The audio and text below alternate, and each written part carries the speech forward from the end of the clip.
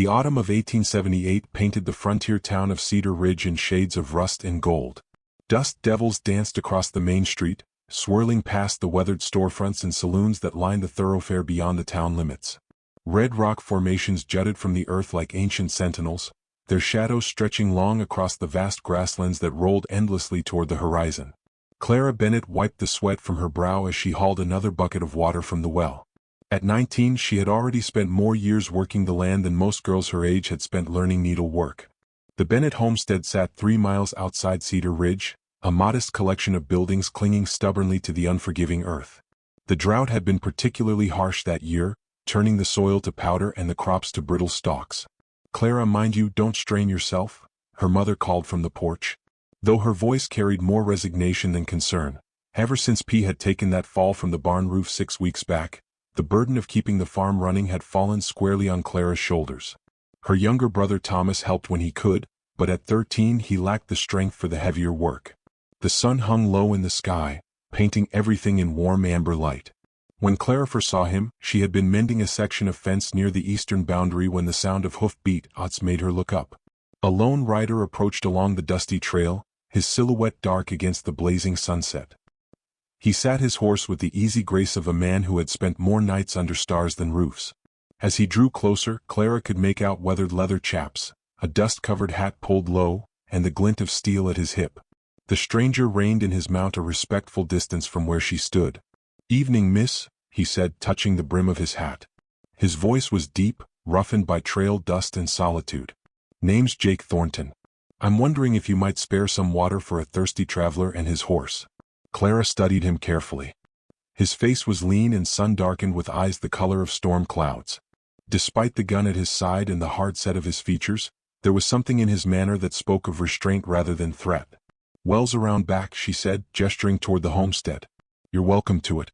As they walked leading his bay mare, Clara noticed the way his gaze swept the horizon continuously, a habit of men who lived with danger at their backs. She'd heard whispers in town about drifters and gunmen, about the violence that followed some men like shadows. "You're far from the main trail," she observed as he worked the pump handle. Jake smiled slightly, the expression softening the harsh lines of his face. "Sometimes a man prefers the quiet roads." He let his horse drink first, running a gentle hand along the animal's neck. "This your family's place? It is the Bennett homestead?" She found herself oddly reluctant to mention her father's injury. The way they struggled to keep things running. "Been here nearly 10 years now. Good land," he said, looking out over the fields. "Takes strong folk to make it yield." They stood in comfortable silence as the horse drank its fill. Clara was acutely aware of his presence, the smell of leather and trail dust, the quiet confidence in his movements. She'd known plenty of men in Cedar Ridge, but none who carried themselves with such self-contained freedom. "You passing through?" she asked as he filled his canteen. "That's the general idea." He studied her face for a moment, and she felt heat rise to her cheeks under his scrutiny. Though sometimes a place gives a man reason to linger. Before Clara could respond, the sound of her mother's voice cut through the evening air. "Clara, supper's ready." Jake stepped back, that slight smile returning. "I'll be on my way." "Thank you for the water, Miss Bennett." "Clara," she said impulsively. "My name's Clara." "Clara," he repeated as if tasting the word. He swung back into the saddle with fluid ease. "Maybe I'll see you again before I move on." She watched him ride away until he was nothing more than a speck against the darkening sky, taking with him the strange flutter that had awakened in her chest. Over the following days, gossip reached the homestead like tumbleweeds blown in by the wind. Mrs. Patterson from the general store made a special trip out to share the news with Clara's mother. A stranger had taken a room above the saloon. A lone cowboy who kept to himself, but wore his gun like he knew how to use it. Some said he'd been seen talking to Sam Hutchkins about work at the Double Bar Ranch. Others whispered darker speculation about gunfights in Kansas and trouble with the law. "You stay clear of that drifter, Clara," her mother warned over dinner. "Nothing good comes from men who live by the gun." Clara nodded obediently, but her thoughts drifted to Storm-Gay Eyes and the careful way he tended his horse. 3 days later she encountered him again at Morrison's general store. She'd driven the wagon to town for supplies, and there he was, examining bridles hanging on the wall. He turned at the sound of the bell above the door, and his face brightened with recognition. "Miss Clara," he said, touching his head again. "How's that farm of yours faring?" "Well enough," she replied, aware of Mrs. Morrison's sharp gaze from behind the counter. The drought's been hard on everyone. Bet it has. He selected a bridle and moved to the counter.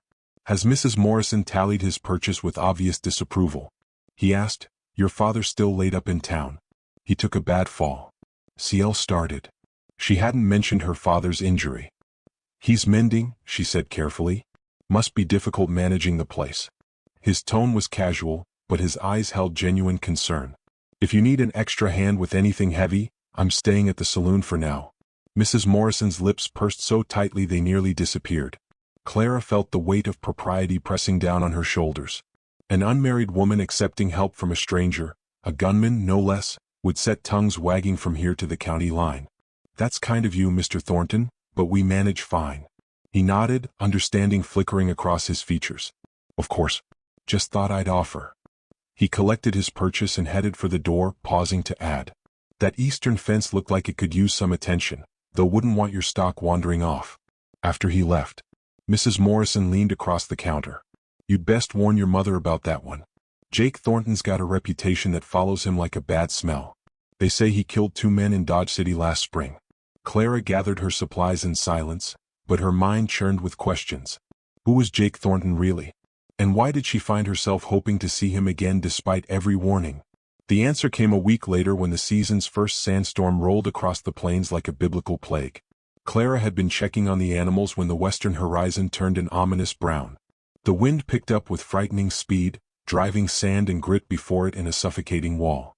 She struggled to secure the chicken coop, her eyes streaming tears as the sand stung her face. The barn door had come loose, slamming back and forth with each gust as she fought to fasten it. A figure materialized from the swirling dust. Get inside, Jake shouted over the howling wind. He grabbed the door with both hands, muscles straining as he held it steady. I'll secure this. The horses, Clara began, they're smart enough to take shelter. You need to get to the house. Together, they battled the door into place, sliding the heavy bar across. Jake grabbed her arm, and they stumbled through the blinding storm toward the dimly visible house. Her mother stood at the door, holding it open against the wind. Her face a mask of worry that shifted to shock when she saw who accompanied her daughter. Inside, the house groaned under the assault of the wind. Clara's father, propped up in his chair by the fireplace, regarded their guest with wary eyes. Mr. Bennett, Jake said, removing his hat and shaking the dust from it. Jake Thornton. Sorry to impose, but that storm came up fast. You're the gunman, her father said flatly. I've worn a gun. Yes, sir. Also worked cattle from Texas to Montana right now. I'm just a man who saw your daughter needing help. An uncomfortable silence stretched between them, broken only by the wind's fury outside. Clara's mother finally moved, ingrained hospitality overcoming suspicion. You'll stay until it passes. I'll make coffee. As the storm raged through the night, they gathered in the main room. Jake sat quietly, accepting coffee with thanks, but offering little about himself. When Thomas peppered him with questions about gunfights and outlaws, he deflected with stories about cattle drives and brawn busting instead. Why were you near our place? Clara's father asked eventually, his injury making him more direct than usual. Jake met his gaze steadily. I was riding the boundaries looking for work, saw the storm coming, and remembered Miss Clara mentioning you were short-handed. Figured I'd check that your stock was secured. That was neighborly of you, her mother said carefully. As the hours passed and the storm showed no signs of abating, the atmosphere gradually relaxed. Jake helped Thomas with his arithmetic, showing infinite patience with the boy's struggles. When Clara's father dozed off, worn out by pain and medication, Jake quietly banked the fire and checked the windows for drafts. Clara found herself watching him, noting the contrast between his dangerous reputation and these small kindnesses. When their eyes met across the room, something passed between them. An acknowledgement of the strangeness of this moment, sitting together while the world raged outside. Near midnight, the wind finally began to die. Jake rose, reaching for his hat. I should head back to town. In the dark after that storm. Clara's mother shook her head. The barn's dry. You can bed down there and leave at first light. He accepted with quiet thanks. Clara walked him to the door, grabbing a lantern. I'll show you where the clean hay is stored. Outside, the air hung still and heavy with dust. Stars began to peek through the settling haze. They walked in silence to the barn, their footsteps muffled in the new drifts of sand. Thank you, she said as he took the lantern from her. For helping today, anyone would have done the same. No, she said softly. They wouldn't have. He studied her in the lantern light, and she became acutely aware of their solitude. The propriety that armor-plated her life in daylight seemed gossamer thin in the darkness. Clara, he began, then stopped himself. Miss Bennet, you should go back inside. Why did you really come? The question escaped before she could stop it. His smile was rueful. Maybe I wanted to see if you were real. If that afternoon by the well was something I imagined. Her heart thundered in her chest. And you're real, he said quietly. Too real for a man like me to have any business thinking about. The night wrapped around them like a living thing. Clara knew she should leave. Knew that standing here in the barn with this dangerous stranger violated every rule she'd been taught. But something held her there, the same wild freedom she saw in his eyes, calling to a part of her she'd never acknowledged. I dream about the horizon, she whispered. About what's beyond it. Is that foolish? No. His voice was rough. That's the most sensible thing I've heard anyone say in years. The morning after the sandstorm, Clara watched from her bedroom window as Jake saddled his horse in the pale dawn light. He moved with quiet efficiency, checking the animal's hooves and adjusting the saddle blanket with practiced care when he mounted and rode away without looking back. She felt an unexpected hollowness in her chest. Cedar Ridge buzzed with speculation in the days that followed. Jake Thornton had been seen helping the widow Martinez repair her roof. He'd broken up a fight outside the Silver Dollar Saloon without drawing his gun. He'd even attended Sunday service, sitting alone in the back pew. But for every person who spoke well of him, 2 more whispered warnings about his past. That man's trouble walking. Mrs. Patterson declared at the church social, her voice carrying across the room. Sheriff Coleman says he recognizes the type. Drifters and gunmen. They bring nothing but sorrow. Clara focused on her needlework, pretending not to hear, but her mother's hand settled firmly on her shoulder. The message was clear. Their family's reputation hung by threads as fragile as the one she swed. The pressure intensified when William Hartley began calling it the homestead, the eldest son of Cedar Ridge's most prosperous rancher. William cut an impressive figure in his tailored suits and polished boots. He brought gifts, store-bought candy for Thomas, a bolt of fine cloth for her mother, tobacco for her father. Clara needs a proper husband, her mother said one evening after William's 3rd visit in a week. Someone established with means to provide. Her father, still weak but improving, nodded slowly. The Hartley ranch joins ours to the north. It would be a good match. Clara stared at her, mending each stitch precise and furious. I barely know him. You'll come to know him, her mother said firmly. Love grows with time and shared purpose. Wild feelings fade like morning mist. But Clara couldn't forget the storm-gray eyes that had looked at her with such understanding, or the voice that spoke of horizons and freedom.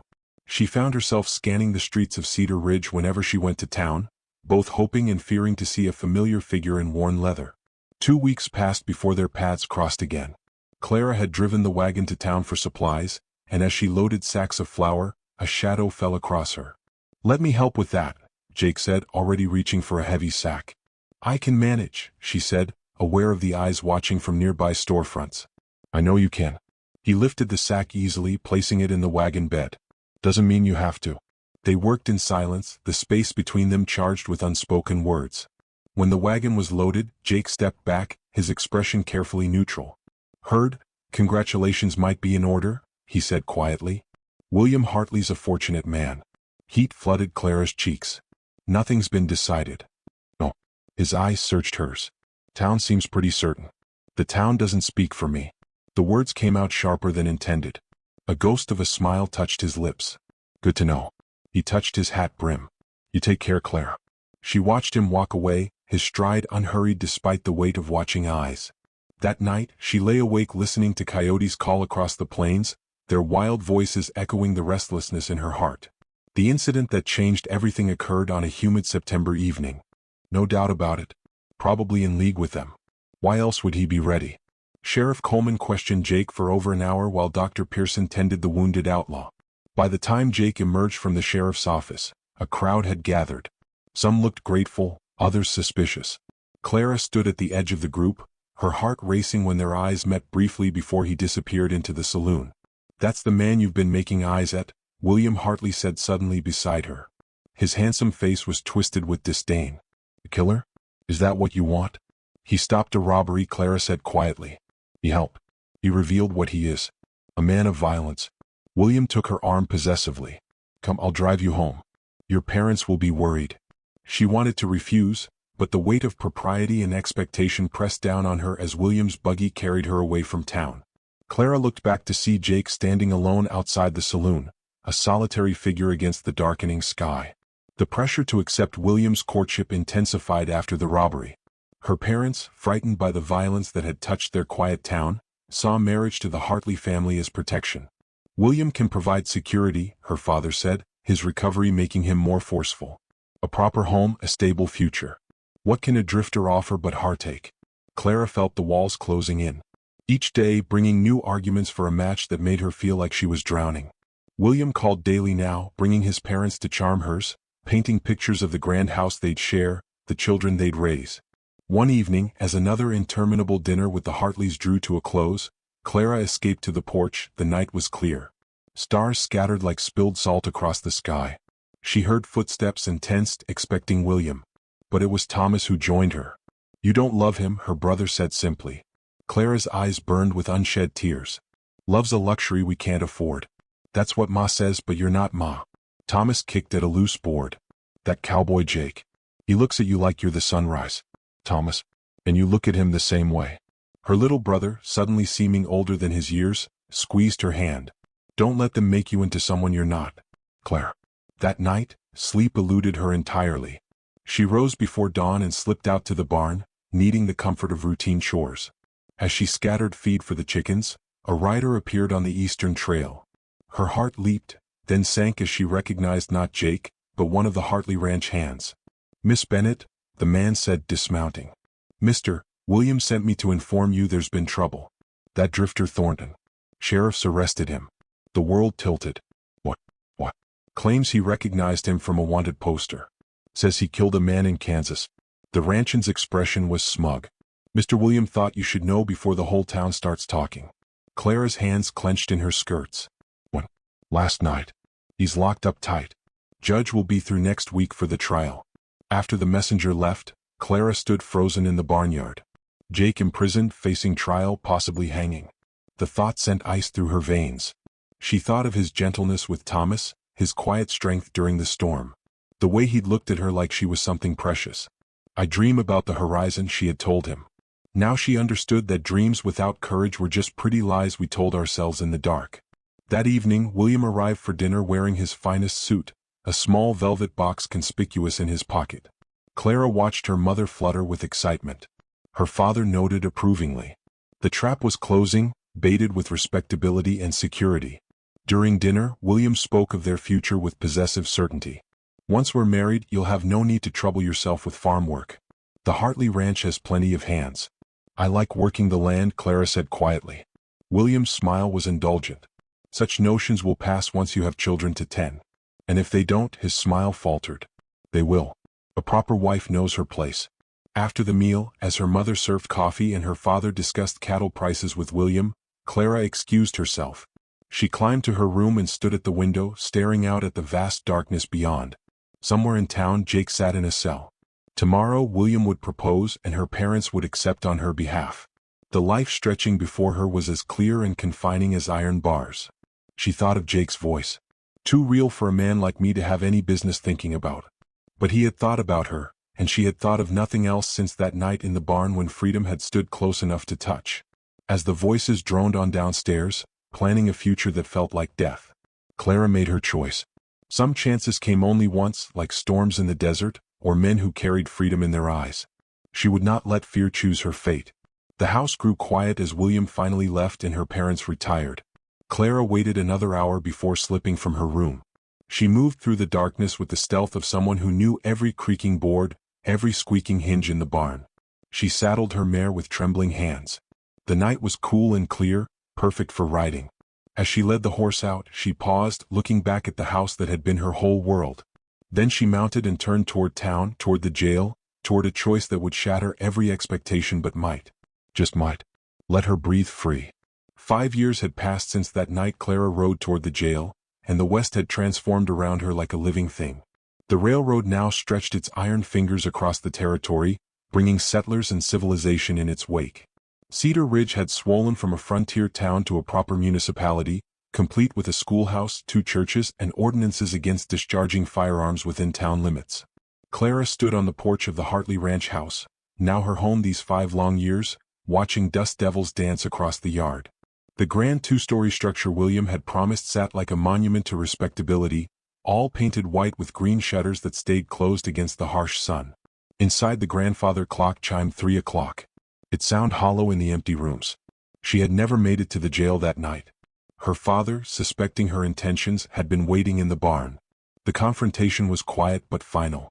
She could choose family and duty, or she could choose disgrace and abandonment. By morning, Jake Thornton had been transferred to the county seat for trial. By the week's end, she wore William Hartley's ring. The news that filtered back was sparse and conflicting. Jake had been tried. Some said acquitted. Others claimed he'd escaped. One traveling merchant swore he'd seen him heading south to Mexico. Another insisted he'd gone north to the Montana Territory. Within a month, he became just another story the old-timers told, and Clara learned to school her face to show nothing when his name arose. William proved to be exactly the husband everyone expected. Prosperous, respectable, and utterly conventional. He ran his ranch with the same iron control he applied to his household. Clara wanted for nothing except the freedom to make her own choices. She became accomplished at managing servants, hosting social gatherings, and maintaining the facade of contentment. The marriage remained childless, a fact that grew into a wall of silent recrimination between them. William blamed her, she suspected, though he was too proper to voice it directly. Instead, he threw himself into business ventures, spending weeks away negotiating cattle contracts and land deals. Then came the telegram on a Tuesday afternoon in October. William had been inspecting a new mining operation near Silverton when a shaft collapsed. They brought his body home in a pine box, and Clara stood dry-eyed at the funeral while the town murmured about her composure. Shock, they whispered. Poor thing's in shock. But Clara felt only a strange lightness, as if chains she'd worn so long she'd forgotten their weight had suddenly fallen away. At 24, she was a widow with a ranch, considerable assets, and no one to answer to but herself. The first months were the hardest. William's brothers circled like vultures, insisting a woman couldn't manage such a large operation alone. The ranch hands tested her authority, slow to follow orders, quick to question decisions, but Clara had spent 5 years watching and learning, and beneath her practiced refinement lay the same steel that had once hauled water and mended fences. She sold off the portions of the ranch William had acquired through questionable means, keeping only the core property that could be managed efficiently. She raised wages to keep good workers and dismissed those who couldn't accept her authority. Slowly, grudgingly, the ranch began to respect her leadership. The social pressure was another battle entirely. A young widow with wealth drew attention like honey drew flies. Suitors appeared with increasing frequency. Neighboring ranchers, merchants from town, even a banker from Denver who'd heard of the lovely widow Hartley. Clara received them all with cool courtesy and sent them away disappointed. "It ain't natural," she overheard Mrs. Patterson saying at the general store. "A woman her age, living alone out there with just ranch hands for company. Mark my words, no good will come of it." Clara had smiled grimly and purchased her supplies without comment. Let them talk. She'd learned the price of bowing to others' expectations. As the second anniversary of William's death approached, changes swept through the territory like wildfire. The Indian Wars had ended, bringing uneasy peace, but also new conflicts over land and resources. Law came down harder now with federal marshals enforcing order that local sheriffs couldn't or wouldn't maintain. The Wild West was being tamed, one statute at a time. It was a Thursday evening in late spring when Clara saw him again. She'd been in the far pasture helping bring in a mare about to F. The work was messy and difficult, but she'd refused to abandon the animal to the hands alone. As she led the mare toward the barn, she saw a rider on the ridge silhouetted against the sunset. Her heart knew before her eyes could confirm. The way he sat his horse, the tilt of his head, the stillness that was not quite stillness. It all whispered a name she hadn't spoken aloud in years. The rider descended slowly, and as he drew closer, Clara catalogued the changes. His face carried new lines. A scar curved pale across his left cheek, and silver threaded through the dark hair at his temples, but his eyes remained the same storm gray, holding depth she remembered from dreams she'd never admitted having. "Clara," he said, dismounting a respectful distance away. His voice carried the same rumble of distant thunder. "Or should I say Mrs. Hartley?" "It's Mrs. Hartley," she confirmed, surprised by how steady her voice remained. "Though William passed 2 years ago." Something flickered in his expression. I'm sorry for your loss. Are you? The question emerged sharper than intended. A rueful smile touched his lips. No, that would be a lie, but I'm sorry if it brought you pain. They stood facing each other across the years and choices that lay between them. The mare nickered softly, breaking the spell. She needs tending, Clara said, turning toward the barn. Let me help. He fell into step beside her, taking the mare's lead rope without presumption. I've got some experience with foaling as they worked together in the barn. Clara found herself stealing glances at him. His hands were as gentle as she remembered, his movements efficient.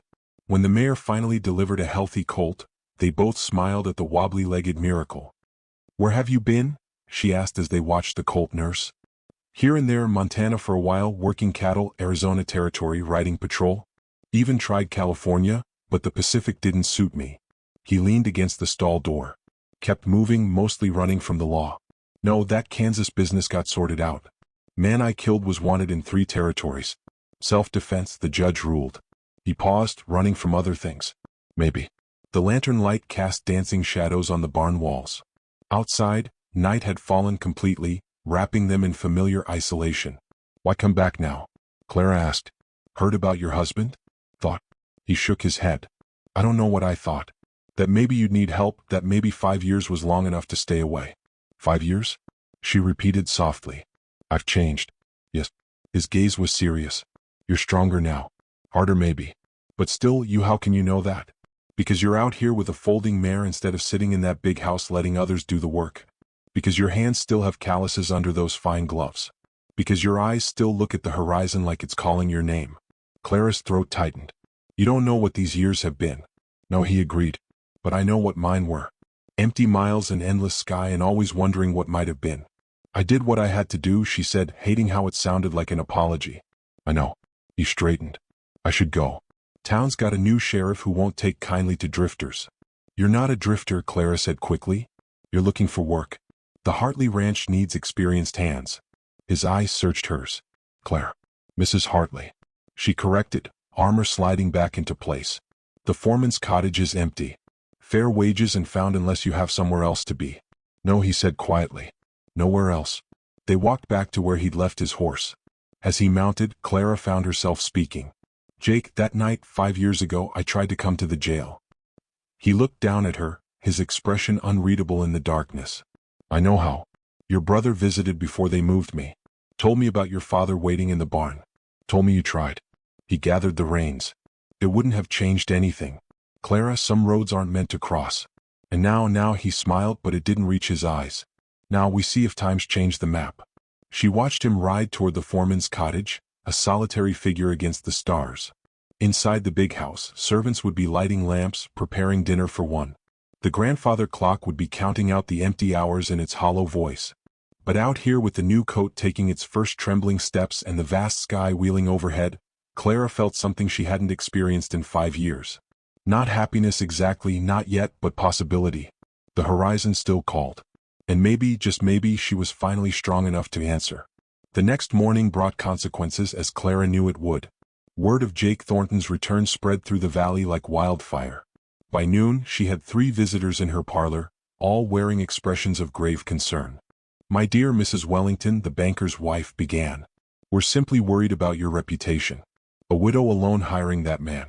I run a ranch, Clara said calmly, pouring tea with steady hands. I hire capable workers, but surely you know his history. Mrs. Patterson chimed in, eager to share gossip. The gunfights, the drifting, that sordid business in Kansas. I know he's experienced with cattle and horses. That's all that concerns me. Sheriff Daniels, the 3rd visitor, cleared his throat. Mrs. Hartley, I have a responsibility to this community. If Thornton causes any trouble, then address it if and when it occurs. Clara said, until then, Mr. Thornton is an employee of the Hartley Ranch, entitled to the same consideration as any other citizen. After they left, trailing disapproval like dust, Clara stood at her window watching Jake work with the horses in the far corral. He moved with the same easy grace, but she sensed a weariness now. A man always ready for trouble to find him. That evening she walked down to the corral. The welcoming committee came calling. Expected as much. He didn't look up from the bridle he was mending. I can move on. No need for you to catch grief on my account. I've been catching grief for 2 years. Clara said, what's a little more? He did look up then, studying her with those storm-gray eyes. You've built something here, something good and solid. I won't be the reason you lose it. I lost myself trying to keep what others thought I should have. She said quietly. I won't make that mistake again. The spring rains came late that year, turning the dusty trails into muddy rivers and bringing wildflowers to carpet the hills in purple and gold. Clara and Jake fell into a careful rhythm, maintaining professional distance during the day, while the ranch hands and townspeople watched. But in the evenings, when the work was done and shadows grew long, they would sometimes find themselves at the creek that marked the eastern boundary of the ranch. Tell me about the years between, Clara said one evening, sitting on a fallen log while Jake skimmed stones across the water. The sunset painted everything in shades of amber and rose. Not much to tell, he replied, selecting another flat stone. Drove cattle up the Goodnight-loving trail twice. Spent a winter trapped in a cabin in Montana when the snows came early. Learned to read better from a school mom in Tucson who took pity on a rough cowboy. You could always read. Clara said some. But she taught me to love it. Shakespeare and such. He smiled at the memory. She said education was the only thing nobody could take from you. Was she pretty? The question slipped out before Clara could stop it. Jake's smile widened. She was 73 years old and mean as a rattlesnake. Best teacher I ever had. He turned serious. What about you? 5 years is a long time. Clara pulled her shawl tighter. I learned to run a household of 20 servants. Learned which fork to use at formal dinners. Learned to smile when I wanted to scream and nod when I wanted to run. That why you're out here now running? No. She met his eyes. I'm done running. This is my land, my life. I won't let anyone drive me from it again. They sat in comfortable silence as darkness gathered. A coyote called in the distance, answered by another, their wild chorus echoing across the range. I should get back, Clara said eventually, though she made no move to rise. Should Jake agreed equally still, it was like that between them. Words saying one thing while their hearts spoke another language entirely. The propriety that had once seemed so important now felt like a fence built to keep out happiness. The tension building between them wasn't lost on others. Marcus Reed, who owned the neighboring Triple Ranch, began visiting with increasing frequency. A widower himself, 15 years Clara's senior, he presented himself as concerned neighbor and potential suitor in equal measure. You need protection, he told Clara one afternoon, having invited himself for tea. A woman alone with only drifters and hired hands for company. It's not safe. I have an excellent foreman and loyal workers. Clara replied evenly. That Thornton fellow? Reed's expression darkened. Man like that brings trouble. Already heard whispers. He's been seen in the saloons asking questions about old grievances. Mr. Thornton conducts himself properly. His past is his own business. Reed leaned forward. His past could become your present real quick. I'm offering you an alternative. Clara, merge our ranches. You'd have security, respectability. I have those things already. Do you? His smile was thin. How long before the bank starts wondering if a woman can handle the loans? How long before suppliers deal only with ranches run by men? I'm offering partnership, not charity. After he left, Clara found Jake in the barn, brushing down the horses with focused intensity. Reed's not wrong about the trouble, he said without preamble. Had 2 men approach me in town yesterday. Friends of someone I knew in Kansas. They've got long memories. Are you in danger? Maybe, probably, he continued, brushing. It's why men like me keep moving. Stay too long in one place. The past catches up. Then we deal with it when it does, Clara said firmly. Jake stopped, turning to face her. The word hung between them, heavy with implication. Clara felt heat rise in her cheeks but didn't look away. The Hartley Ranch protects its own. I'm not one of your strays, Clara. You can't fix me with kind words and steady meals. I'm not trying to fix you. She stepped closer. You're not broken, Jake. You're just interrupted. We both were. He reached out, almost touching her face before catching himself. This thing between us, it can't happen. You know that. I know what everyone tells me. I know what's proper and safe and expected. Her voice trembled. I also know I've been half alive for 5 years, going through motions, playing a part. Then you rode back and I remembered what it felt like to breathe. Clara, I'm not asking for anything, she said quickly. I just needed you to know that night 5 years ago in this barn, it wasn't just moonlight and foolishness. It was the truest I've ever been. Jake's control finally broke. He pulled her against him, his kiss fierce and desperate, tasting of trail dust and promises. Clara melted into him, her hands fisting in his shirt, holding on like he might disappear if she let go. When they finally parted, both breathing hard, Jake rested his forehead against hers. This will ruin you. Everything you've built, everything you've worked for. Then I'll build something else. She touched the scar on his cheek, gentle as a whisper. Something true. But the world had a way of intruding on even the most private moments. As they stood there, wrapped in each other in possibility, the barn door burst open. Thomas, no longer the boy he'd been, but a young man of 18, stood wildeed and panting. Clara, Jake, riders coming. 6 of them armed. Jake was moving before the words finished, checking his revolver, his face shifting into the hard mask of a man ready for violence. Where? Western Road, moving fast. Miguel spotted them from the watch post. Clara's mind raced. Thomas, get the hands into defensive positions. Nobody shoots unless fired upon. She turned to Jake. Those men from Kansas, most likely. He was already heading for the door. Stay in the house. Lock the doors like hell. Clara grabbed the Winchester from the tack room wall. This is my ranch. They met the riders in the yard. Clara standing firm beside Jake despite his attempts to shield her. The ranch hands spread out, rifles visible but not raised. The approaching men reined up just outside comfortable shooting distance.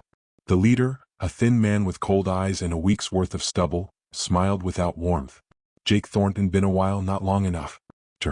Jake's voice was steady. State your business and move on. Our business is with you. You killed my brother in Dodge. Your brother drew first. 3 witnesses testified to that. Witnesses can be bought. Coulter's gaze shifted to Clara. This your woman? Pretty thing to die for. Jake tensed, but Clara spoke before he could. I'm Clara Hartley, owner of this ranch. You're trespassing on private property. Apologies, ma'am. Coulter tipped his hat mockingly. We'll be happy to settle this elsewhere. Jake can ride out with us now. Save you the trouble of blood stains in your nice yard. Mr. Thornton is under my protection. Clara said clearly. Any quarrel with him, you take up with the law. The law? Another rider laughed. Lady doesn't know how things work out here. I know exactly how things work. Clara raised the Winchester, not quite pointing it but making her capability clear. I also know Sheriff Daniels is probably 10 minutes behind you along with a federal marshal who happens to be in town. You see, when armed strangers head toward my ranch, my neighbors notice. They send word. It was a bluff, but delivered with such confidence that Coulter's men exchanged uncertain glances. In the distance, dust suggested approaching riders. This isn't over, Coulter said to Jake. You can't hide behind a woman's skirts forever. I'm not hiding, Jake said quietly. Just choosing my ground. You want to fight, you'll get one. But not here, not now, and not on your terms. The standoff stretched taut as wire. Then Coulter wheeled his horse around. We'll be seeing you, Thornton, real soon. They rode off as the dust cloud resolved into Sheriff Daniels and several deputies. The sheriff surveyed the scene with calculating eyes. Trouble, Mrs. Hartley? Nothing we couldn't handle, Clara replied, lowering the rifle. Just some drifters who lost their way. Daniels looked between her and Jake, his expression skeptical. Those weren't ordinary drifters. That was Sam Coulter's gang out of Kansas. They don't ride this far without reason. Then perhaps you should ensure they keep riding, Clara suggested coolly. After the sheriff left, promising to investigate, Clara found herself trembling with delayed reaction. Jake steadied her, his hands gentle on her arms. You were magnificent, he said softly. But this is what I bring to your door. Death and violence and men with old grudges. You also bring life, she countered. For the first time in 5 years I feel alive. That's worth any risk. Thomas approached, his young face grave. The hands are asking questions. Wordle spread fast about Coulter. Clara straightened, steel returning to her spine. Let it spread. Let everyone know the Hartley Ranch stands by its people. She looked at Jake, all its people. That night, as Clara lay in her bed in the big house, she could see light in the foreman's cottage where Jake kept watch. The familiar walls of her room felt like a cage, respectability, a chain around her throat. Outside, danger circled like wolves, drawn by the scent of old blood and unfinished business. But for the first time since she'd put on widow's weeds, Clara wasn't afraid. She'd spent too long living for others' approval, measuring her worth by their whispered judgments. Jake had returned something to her she'd thought lost forever. Not just passion but courage. Tomorrow would bring new challenges. Reed would press his suit harder. The town gossips would feast on this latest scandal. Coulter would return, violence trailing in his wake like smoke. But tonight, Clara held tight to the memory of Jake's kiss, the promise in his eyes, the wild freedom that still called from beyond the horizon. She'd found her way back to herself, and no force on earth would make her let go again. The attack came 3 nights later, swift and merciless as a desert storm. Clara woke to the acrid smell of smoke and the orange glow flickering against her bedroom windows. She threw on her dressing gown and boots, grabbing the Winchester as she ran downstairs. Fire in the east barn. Thomas was shouting, rallying the hands. Get the water buckets. Move the horses. Clara burst outside to find chaos. Flames licked at the barn's roof. Sparks carrying on the wind toward the other buildings. Ranch hands formed bucket brigades, but she could see it was already too late for the structure. Her priority had to be saving the animals and preventing the fire from spreading. "Where's Jake?" she called to Miguel. "Haven't seen him since he went to check the perimeter an hour ago."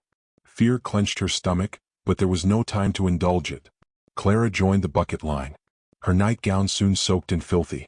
The heat was intense, singing her face and hands as they fought to contain the blaze. Through the smoke and confusion, she heard gunshots from the direction of the main gate. Then Jake's voice, sharp with command. "They're trying to flank us from the south. Rodriguez, take 3 men and cut them off." He materialized from the darkness. His face stray with soot and blood from a gash on his temple. "It's Coulter. They torched the barn as a distraction. They're after the main house." "Let them come," Clara said fiercely. "No." Jake gripped her shoulders. "They want me, not you. I'm going to lead them away. You're going to stand and fight." Clara interrupted. "With us together." Their eyes met through the smoke and chaos, and she saw him accept what she offered. Not just protection but partnership. He nodded once, sharp and decisive. "Thomas," Jake called. "Get the women and children to the root cellar. Martinez, you and your men take positions at the windows. Nobody fires unless they breach the yard." They worked through the night fighting fire and watching for attackers. The barn was lost, but they saved the horses and kept the flames from spreading. As dawn broke gray and smoky, Sheriff Daniels arrived with a posy, finally responding to the emergency. "Bit late, aren't you?" Clara said coldly, her face and clothes blackened with soot. "We were dealing with a disturbance in town," Daniel said defensively. "Seems Coulter's boys caused quite a ruckus at the saloons. By the time we sorted that out, they were here burning my property." Clara's voice could have cut glass. "If you can't protect the citizens of this county, perhaps we need new leadership." The threat wasn't subtle. The Hartley Ranch employed dozens of voters and influenced dozens more. Daniels flushed. "Now, Mrs. Hartley, no need for harsh words.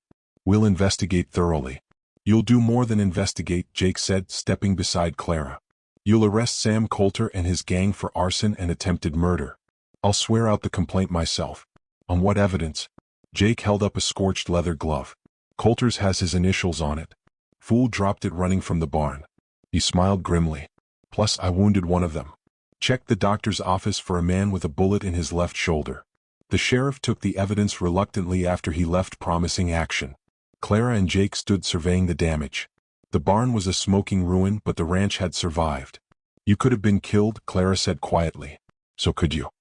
He touched the burn on her hand gently. "Yet here you were fighting the fire in your nightgown like some warrior goddess."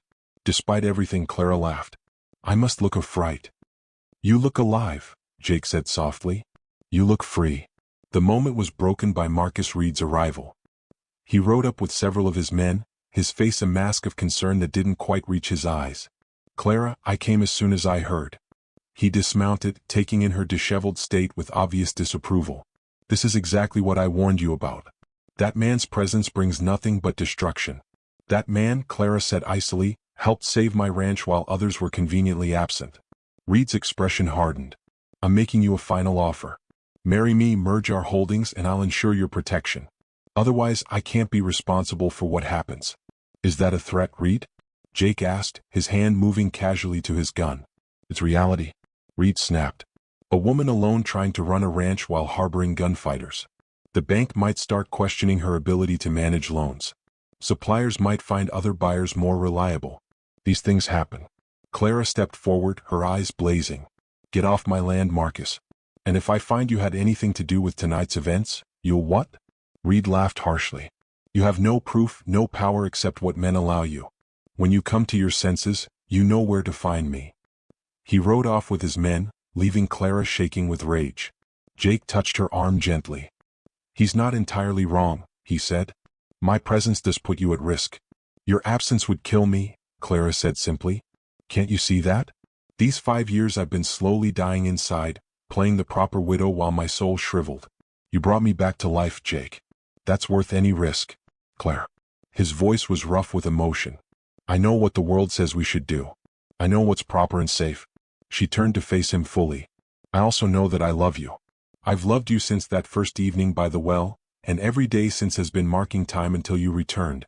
Jake pulled her against him, heedless of the watching ranch hands. You deserve better than a man with blood on his hands and trouble at his back. I deserve the truth, Clara said against his chest. And the truth is, you're the only man who's ever seen me as I really am, not as they think I should be. They stood there as the sun rose higher, casting long shadows across the scorched earth. The ranch hands began the cleanup, carefully avoiding looking at their embracing employers. Thomas approached, clearing his throat. Hate to interrupt, but we've got company again. Federal Marshal. From the look of it, the marshal was a tall, weathered man named Harrison, who surveyed the damage with professional interest. Mrs. Hartley, Mr. Thornton heard you had some trouble. News travels fast, Clara said wearily. It does when it involves Sam Coulter. I've been tracking him for 3 months. Harrison dismounted, his badge glinting in the morning sun. Seems he's wanted in Kansas, Colorado, and now Texas for various crimes. That glove Sheriff Daniels showed me might be enough to finally bring him in. You'll arrest him? Jake asked. If I can find him, man slippery as an eel. Harrison studied Jake. You're the one his brother drew on in Dodge. I am. Clean shooting from what I heard. Self-defense all the way. The marshal nodded. Might be I could use a deputy who knows Coulter's ways. Temporary appointment just until we bring him in. Clara felt Jake tense beside her. I'm no lawman. No, but you're motivated to see this end, and it would give you legal standing if Coulter comes at you again. Harrison smiled slightly. Plus the pay's decent. Might help with rebuilding that barn. Jake looked at Clara, a question in his eyes. She nodded encouragement. All right, Jake said until Coulter's brought in. Harrison deputized him on the spot.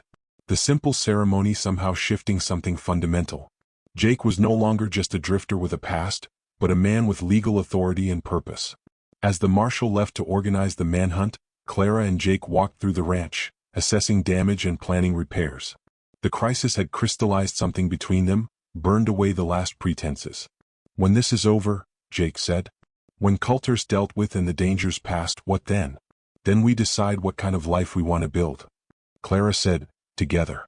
The town will never accept it. A widow and her former ranch hand. The town will accept what I tell them to accept. Clara said firmly.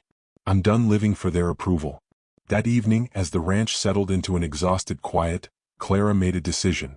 She walked to the foreman's cottage and knocked. Jake answered, his expression shifting from surprise to understanding as he saw her face. Clara, you shouldn't. I've spent 5 years honoring shouldn't, she said, stepping inside. Tonight I choose should.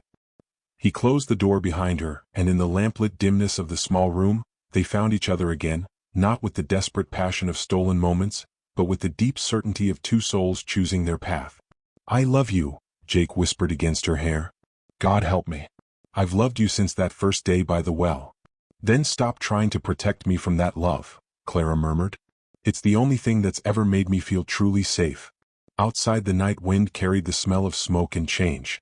Tomorrow would bring new challenges. The hunt for Coulter. The town's judgment. Reed's certain retaliation. But inside the cottage, wrapped in each other's arms, Clara and Jake found a peace that transcended circumstances. They had chosen each other over safety, love over propriety, truth over comfort. Whatever came next, they would face it together. No longer lone souls in the wilderness, but partners in the deepest sense. The candle burned low as they talked through the night, planning not just for tomorrow but for all the tomorrows after. When dawn broke, it would find them changed, no longer defined by their pasts, but by the future they would build together. Clara thought of the girl she'd been, dreaming of horizons while hauling water from the well. That girl would be proud of the woman who'd finally found the courage to chase those horizons. No matter the cost. No more running, she said softly as sleep finally claimed them. For either of us, no more running. Jake agreed, holding her close. We make our stand here together. And in the ashes of the old, something new and strong began to grow. The manhunt for Sam Coulter's gang stretched across 3 days of scorching heat and dust. Jake rode with Marshal Harrison and the Posey, his knowledge of the outlaw's habits proving invaluable. They tracked them through the maze of canyons and mesas that bordered the territory, always seeming to stay one step behind. Clara managed the ranch in Jake's absence, coordinating the barn reconstruction while maintaining a defensive posture. Several townspeople surprised her by offering help. The widow Martinez brought food for the workers, and even stern old Judge McKenna sent his sons to assist with the heavy lifting. "Seems folks are choosing sides," Thomas observed, watching the judge's boys haul timber. "Not everyone agrees with Reed and his crowd." On the third night, Clara was reviewing accounts in her study when she heard horses approaching fast. She grabbed the Winchester and moved to the window, relief flooding through her when she recognized Jake's silhouette in the moonlight. He dismounted wearily and she met him at the door. His clothes were dusty, his face gaunt with exhaustion, but his eyes held grim satisfaction. "It's done," he said simply. "Coulter's dead, his gang scattered or captured." "What happened?" "We cornered them in Devil's Canyon. Coulter wouldn't surrender." Jake's expression was distant, seeing again what had transpired. "He went for his gun. I was faster." Clara led him inside, pouring whiskey while he washed the trail dust from his face. "Any of our men hurt?" "Harrison took a graze. Nothing serious." Jake accepted the glass gratefully. "It's finished. Clara, that part of my past at least. And Reed, the town, that's tomorrow's fight." He pulled her close, breathing in the scent of her hair. "Tonight I just want to hold you and know we're safe." But safety proved fleeting. The next morning brought Marcus Reed and a delegation of Cedar Ridge's most prominent citizens. They assembled in Clara's parlor like a tribunal, faces set in judgment. "Mrs. Hartley," Reed began, clearly appointed as spokesman. "We've come to discuss the situation." "What situation would that be?" Clara asked coolly, though she knew full well. Mrs. Wellington sniffed disapprovingly.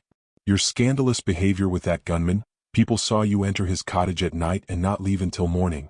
"What I do on my own property is my business," Clara said, "not when it affects the entire community." Banker Morrison interjected. "The Hartley Ranch is one of our largest employers. Its reputation matters."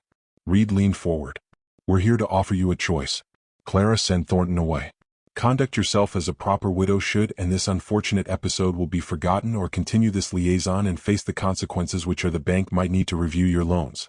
Morrison said reluctantly. "Times are uncertain and we must be careful about risk. The Ladies' Auxiliary would have to reconsider your membership." Mrs. Wellington added.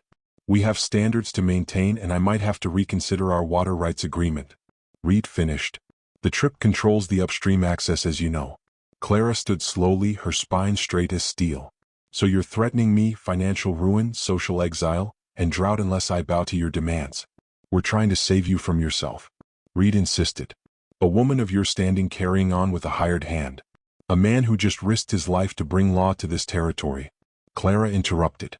"A man worth 10 of any of you." The door opened and Jake entered. He'd clearly been listening, his face hard as granite. "Mrs. Hartley doesn't need saving, least of all from people who use threats instead of honest dealing." "You dare?" Reed began, rising from his chair. "I dare plenty," Jake said quietly. "Including this. Any man who moves against Mrs. Hartley or this ranch will answer to me. And I'm done answering to anyone but the law and my conscience." Judge McKenna, who'd been silent until now, cleared his throat. "Perhaps we're approaching this wrong. Mrs. Hartley, Mr. Thornton, would you consider making your arrangement legal? A proper marriage would silence most objections." Clara felt Jake tense beside her. Marriage. The word hung in the air like a challenge. She thought of her first wedding orchestrated by others, binding her to a man she didn't love. This would be different. But would it also be another cage, another compromise to appease society? "That's not your decision to make," she said firmly. "Jake and I will determine our own future in our own time, without the town's permission or pressure." "Then you leave us no choice," Reed said, standing. "You'll face the consequences of your stubbornness." After they left, Clara sank into a chair, suddenly exhausted. Jake knelt beside her, taking her hands. "They'll make good on their threats." He said, "I know. We could make it easier. The judge isn't wrong. Marriage would protect you." Clara looked into his storm-gray eyes. "Would you be proposing because you want to marry me or because they're forcing our hand? Does it matter?" "It's the only thing that matters." She touched his face gently. "I won't have another marriage built on other people's expectations. If we marry, it'll be because we choose it freely, not because we're cornered into it." Jake kissed her palm. "Then we fight." The battle began immediately. Morrison called in a loan payment not due for 3 months. When Clara paid it from reserves, he found technicalities requiring additional documentation. The general store suddenly had supply problems filling the ranch's orders. Water from the creek slowed to a trickle as Reed diverted more upstream. But Clara had learned strength in her years alone, and Jake brought his own hard-won wisdom. They dug new wells, finding water Reed couldn't control. Thomas rode to neighboring towns for supplies, bypassing Cedar Ridge's merchants. Clara liquidated some investments, ensuring financial independence from Morrison's bank. Most surprisingly, they found allies. The ranch hands stood firm even when Reed tried to hire them away. Several smaller ranchers, tired of Reed's bullying, began trading with Clara directly. Even Sheriff Daniels, perhaps feeling guilty about his earlier failures, made a point of regular patrols near the Hartley Ranch. The turning point came when Marshal Harrison returned from the territorial capital with unexpected news. "Seems Marcus Reed has his own secrets," Harrison told Clara and Jake over coffee. "Been investigating him for possible land fraud. Those water rights he's so proud of may not be as legal as he claims." "Can you prove it?" Clara asked. "Working on it, but Reed's getting nervous." "Nervous men make mistakes." Harrison smiled. "Might be you two have stirred up enough dust to shake some truth loose." That evening, as Clara and Jake walked along the creek, what was left of it? She felt a strange peace despite the challenges. "Are you sorry?" she asked. "For staying? For choosing this fight?" Jake stopped, turning her to face him. "I'm sorry for the trouble I've brought you. Sorry you're suffering for caring about me, but sorry for staying." He shook his head. "This is the first time in my life I've had something worth fighting for besides survival. We might lose everything. We might." He smiled. "But we'll lose it together. And that's more than I ever thought I'd have." Clara kissed him then, there by the dying creek as the sun set behind the mountains. Tomorrow would bring new battles, new tests of their resolve. Reed wouldn't give up easily, and the town's judgment still stung. But she thought of the barn raising, how neighbors had come to help despite the gossip. She thought of Thomas, growing into a man who valued courage over conformity.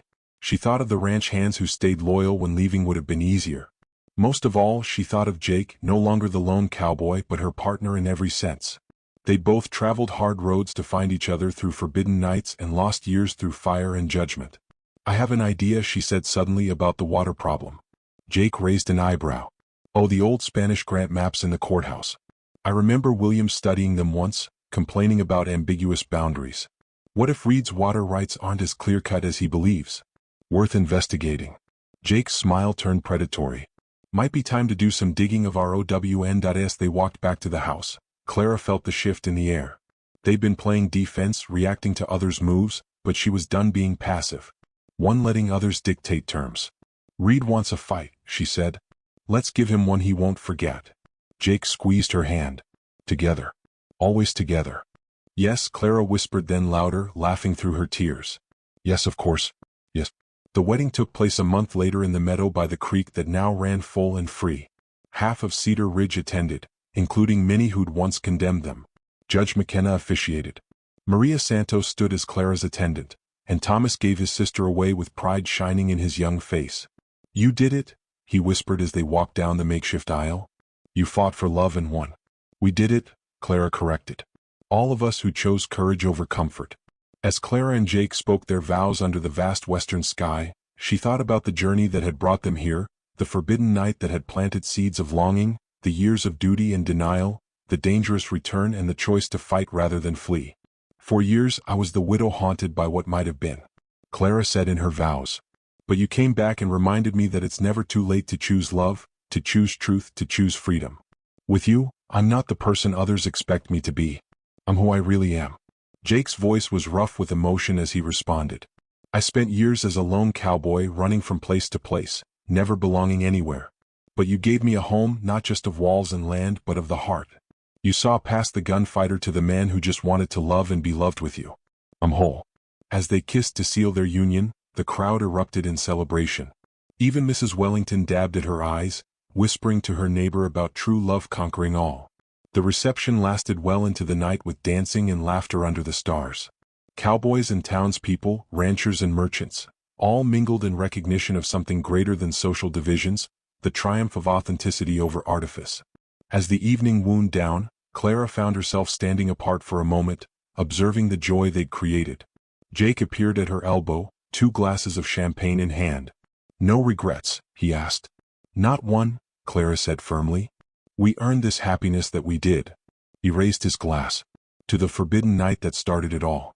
To the widow's kiss that brought you back, Clara added. To no more running, they said together. And drank. The future stretched before them, bright with possibility. There would be challenges still.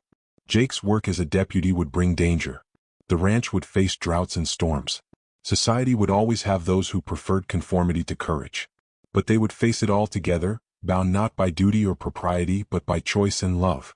The West was changing, becoming more settled and civilized.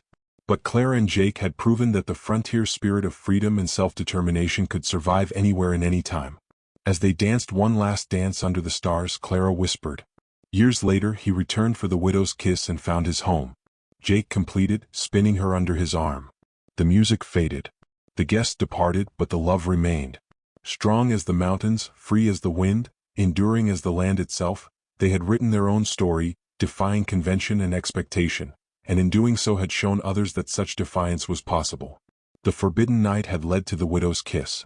And the widow's kiss had led to this, a love story for the ages, carved out of courage and commitment in the heart of the American West. 25 years had passed since Clara and Jake spoke their vows under the western sky. The ranch house expanded over the years, now sheltered not just them, but the life they'd built together. 3 children who'd grown strong and free, learning to value courage over conformity from their earliest days.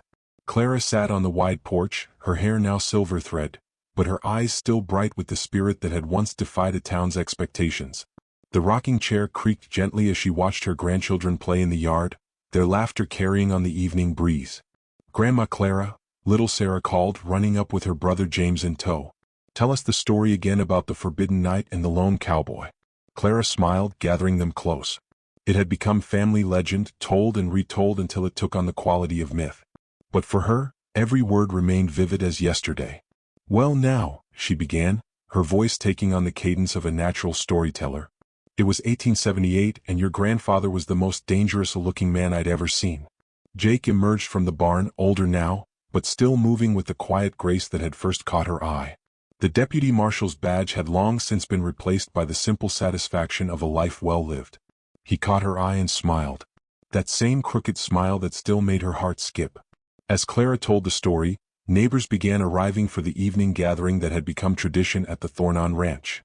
Once a month, folks came from miles around to share food, stories, and companionship. The very people who'd once condemned their love now brought their own children to learn about standing up for what's right. Thomas arrived with his family, now a successful lawyer who'd helped draft some of the Toreador's fairest laws. He'd never forgotten his sister's courage and had built his career on defending those who couldn't defend themselves. Remember when Reed tried to cut off our water? Thomas laughed, settling onto the porch steps. Seems like a lifetime ago. It was a lifetime ago, Clara said. A different lifetime entirely. Maria Santos, now Maria Patterson, after marrying the general store owner's son, brought her famous tamales. She'd become one of Cedar Ridge's most respected businesswomen, running a restaurant that drew travelers from hundreds of miles. If you hadn't taken me in that night, Maria said quietly to Clara, I don't know what would have become of me. You'd have found your strength eventually, Clara assured her. Sometimes we just need someone to show us it's there. As the sun set behind the mountains, painting the sky in shades of rose and gold, Judge McKenna's son, now the judge himself, raised a toast. To Clara and Jake Thornton he said, Who taught this town that love is stronger than fear and right more powerful than might? The gathering continued late into the evening, but eventually folks drifted home. CL and Jake found themselves alone on the porch, watching the stars emerge in the vast western sky. Do you ever miss it? Clara asked. The adventure, the danger, the wild days. Jake considered, sometimes I miss the simplicity of it. Just me and a horse in the horizon. But then I look at what we built here. Not just the ranch, but the community, the family, the life, and I know I wouldn't trade it for anything. They sat in comfortable silence, hands intertwined, watching their land stretch out before them. The creek ran full and free, the product of communal management. The barn stood strong, rebuilt better after destruction. The house rang with the echoes of children's laughter and would for generations to come. I've been thinking, Jake said eventually, about writing it all down. Our story for the grandchildren and their children, the scandalous tale of the widow and the gunfighter, Clara teased. The true tale of two people who chose love over safety, Jake corrected. who proved that sometimes the greatest courage is simply being yourself. Clara squeezed his hand. I think that's a fine idea, though you might want to soften some parts for the younger readers. Like that forbidden night in the barn. Jake's eyes twinkled. That night was the beginning of everything. Clara said softly. When I discovered that freedom wasn't out there beyond the horizon. It was in choosing to follow my heart despite the consequences. A coyote called in the distance, answered by another. Their wild song unchanged by all the years of civilization's creep. Some things remained constant in the West, the vast sky, the enduring land, and the spirit of those brave enough to forge their own paths. The youngsters today, Jake mused. They don't know how hard won their freedoms are, the right to marry for love, to speak their minds, to build the lives they choose. Then we'll tell them, Clara said firmly. Through our story and 100 others like it, every generation needs to learn that freedom isn't given, it's taken, defended, and passed on. Their eldest daughter, Elizabeth, stepped onto the porch. She'd inherited her mother's strength and her father's keen eye, becoming one of the Torritos' first female doctors. Children finally asleep, she reported. Though Sarah made me promise you'd tell her the story again tomorrow, she never tires of it. Clara laughed. Neither do I, Elizabeth said, kissing both parents goodnight. It reminds me that anything is possible if you're brave enough to reach for it. After she went inside, Clara and Jake remained on the porch, reluctant to end the day. The night wrapped around them like an old friend, comfortable and familiar.